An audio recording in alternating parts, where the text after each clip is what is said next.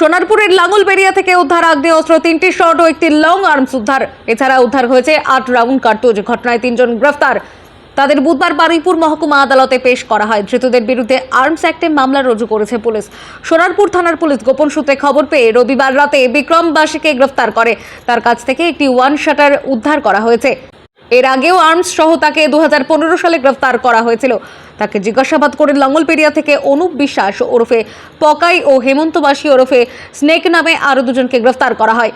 এই দুজনের কাছ থেকে আরও 2টি ছোট ওয়ান শাটার ও একটি বড় নলওয়ালা বন্দুক উদ্ধার করে পুলিশ। তাদের কাছ থেকে উদ্ধার করা হয়েছে 8 রাউন্ড লাইভ কার্তুজও।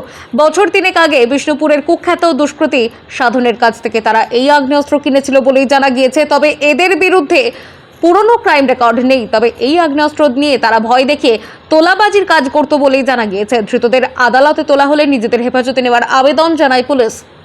দক্ষিণ 24 পরগনা থেকে জে হাসানের রিপোর্ট, টাইমলেস ডেপিকশন নিউজ।